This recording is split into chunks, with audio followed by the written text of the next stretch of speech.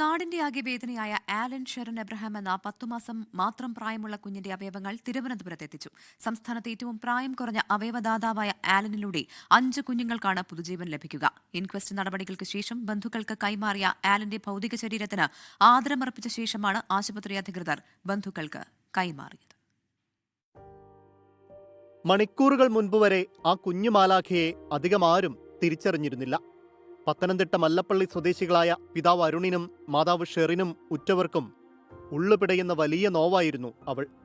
എന്നാൽ 5 കുരുന്നുകൾക്ക് പുതുജീവൻ പകർന്നാണ് ആലിനി ലോകത്തോട് വിട പറയുന്നതെന്ന വാർത്ത പരന്നതോടെ അവൾ മലയാളക്കരയുടെ ആകെ നോവായി മാറി. കൊച്ചിയിൽ നിന്ന് തിരുവനന്തപുരത്തേക്ക് കുതിച്ച ആംബുലൻസിന് വേഗം ചോരാതിരിക്കാൻ നാടൊറ്റക്കെട്ടായി നിന്ന വഴിയൊരുക്കി. ഉള്ളുരുകുന്ന വേദനയിലും തങ്ങളുടെ കുരുന്നിന്റെ കണ്ണും കരളും വൃക്കകളും ഹൃദയവാൽവും ഇതുവരെ കാണാത്ത കുറെ കുഞ്ഞുമക്കളുടെ ജീവിതത്തിന് നിറം പകരാനായി ആലിന്റെ മാതാപിതാക്കൾ വിട്ടുനൽകി. കിംസ് ആശുപത്രിയിലെ ഡോക്ടർ വർഗീസ് എൽദോയുടെ നേതൃത്വത്തിൽ ആരോഗ്യ പ്രവർത്തകർ വൈകിട്ട് 7 മണിയോടെ കൊച്ചിയിൽ നിന്ന് അവയവങ്ങളുമായി പുറപ്പെട്ടു. പോലീസ് യാത്രയ്ക്ക് അകമ്പടിയേകി. 3.5 മണിക്കൂർ കൊണ്ട് ദൗത്യം പൂർത്തിയാക്കി.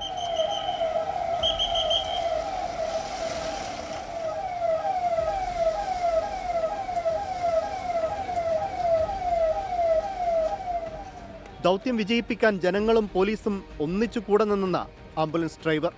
എല്ലായിടത്തും എല്ലാ ജംഗ്ഷനിലും എല്ലാ ആൾക്കാർ ജനങ്ങൾ ഭയങ്കര സപ്പോർട്ടായിരുന്നു. നല്ല സഹകരണം. എല്ലായിടത്തും ബ്ലോക്ക് തന്നെ എല്ലാവരും എല്ലാം വഴിയൊരുക്കി തന്നു. അതുകൊണ്ട് നല്ലൊരു ഭാഗ്യം.